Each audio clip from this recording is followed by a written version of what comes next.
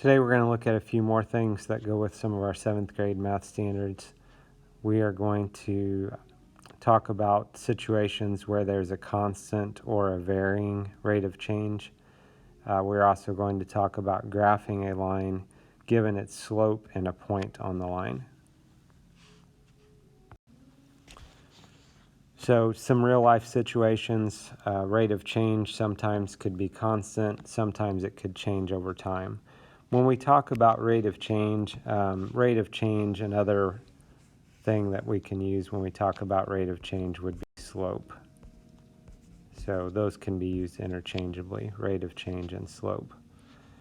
So for example, a car is traveling on the interstate at a rate of 70 miles per hour. So if it's on cruise control and it's just going exactly 70 miles per hour, that's an example of a constant rate of change. If we were to graph the car going this speed, it would be a straight line. It's always going 70 miles each hour. If we look at a different situation, so let's say the temperature outside increased 10 degrees in an hour, and then it increased 5 degrees the next hour, that's a varying rate of change. In other words, the rate of change is changing. The slope is changing if we think of graphing a line. So if it went up like 10 degrees an hour and then it went up 5 degrees an hour, it's not increasing at the same rate. So that would be a varying rate of change. We could also be given some points and ask if it's a constant rate of change or not. Typically, an easy way to figure this out is to graph the points. So if I graph the point 1, 2, 3, 4, and 5, 6, and then what we're trying to do then is look at whether these points would line up with each other.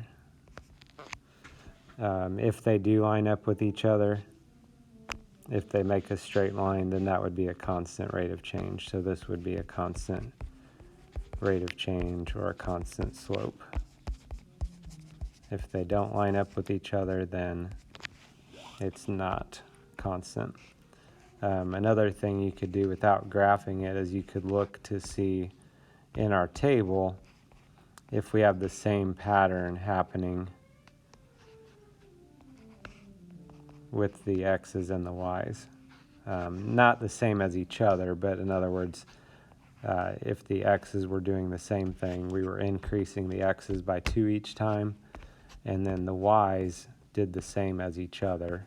Okay, so in other words, this doesn't have to be the exact same as what the x did, it's just they have to be the same as each other. So like if the y's increased by 5 and then increased by 5, that would be okay. It's just they have to be doing the same pattern as each other. Next, we're going to look at graphing lines if they give us the slope and a point. When you work these problems out, the first thing you want to do is graph the point. So the point 2, 3 we could graph. The slope is 3/4. So remember, slope is change in y over change in x. So if the slope is 3/4, change in y is 3, means we're going to go up 3. Change in x is 4, we're going to go over 4.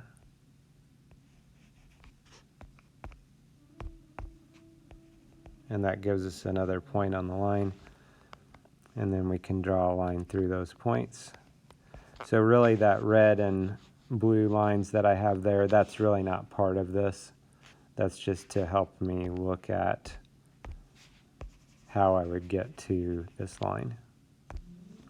Notice the slope was 3/4, which is positive, so make sure your line also has a positive slope. This problem, we want a slope of -2 going through the point -1/8. So we start with -1/8. The slope is -2.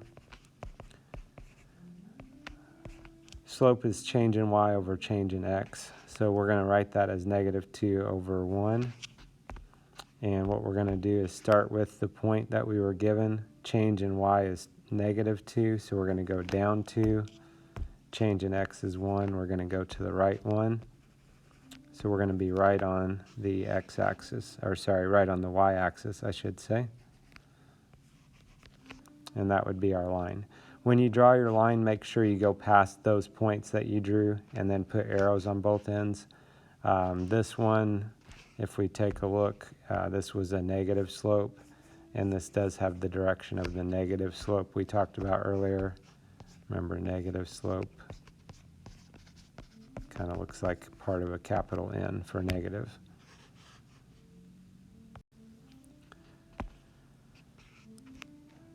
Next question, we've got -4, -1.